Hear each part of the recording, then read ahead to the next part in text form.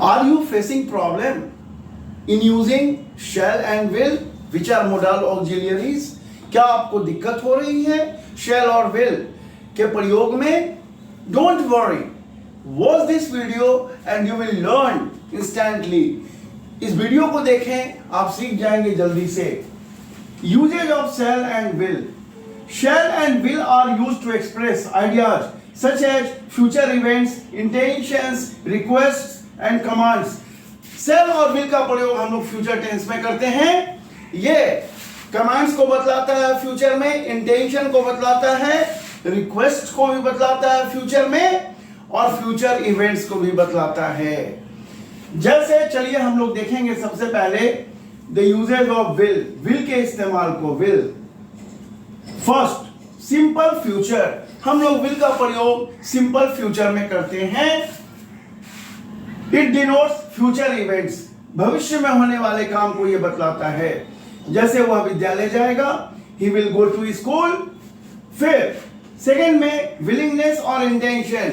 Willingness क्या होता है? हमारी इच्छा होती है, हमने मन बना लिया ये काम करने का, ये हमारा इंटेंशन होता है.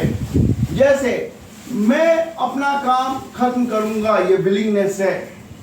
I will complete my work. फिर दूसरा, मैं आपकी मदद करूंगा, ये मेरा इंटेंशन है मदद करने का आपको, तो यहां मैं कहूंगा आई विल हेल्प यू. चलिए हम लोग जल्दी से विल के और इस्तेमाल को देख लें.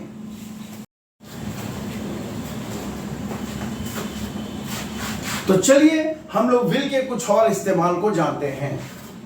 Third one is request and commands. ये आग्रह करने में, निर्देश देने में भी इस्तेमाल होता है. जैसे क्या आप कृपया दरवाजा बंद कर देंगे?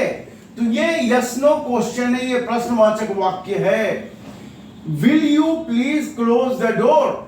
आप इसे विल से स्टार्ट करें, विल के बाद सब्जेक्ट, फिर प्लीज, फिर वर्ब का पहला रूप, फिर ऑब्जेक्ट रखें. ये पोलाइट रिक्वेस्ट हुआ.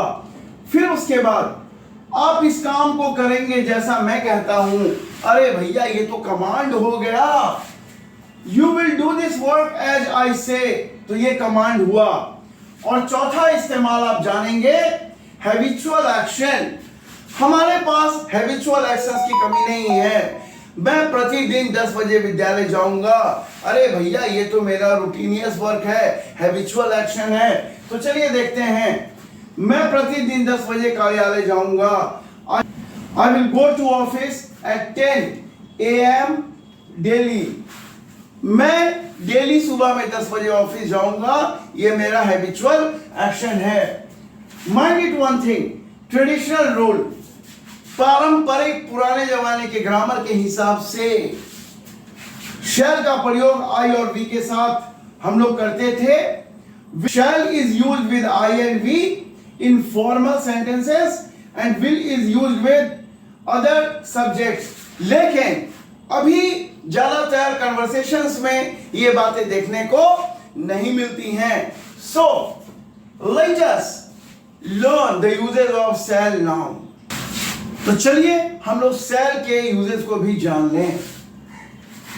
शैल first formal and legal obligations.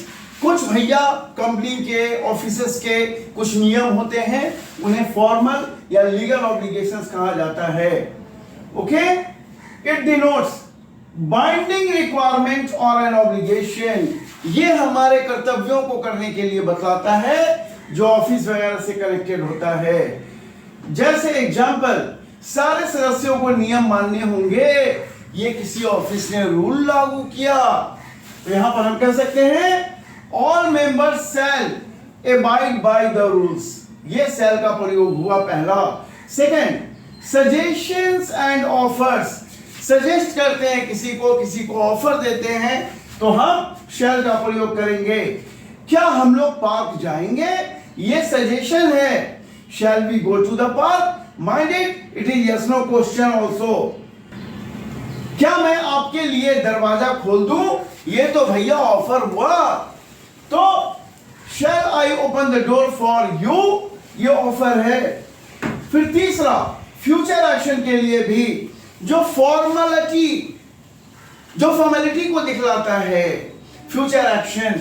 जैसे मैं बाजार जाऊंगा, आई शैल गो टू मार्केट। तो इस तरह से आपने शैल के यूजेस को भी देखा, विल के यूजेस को भी देखा।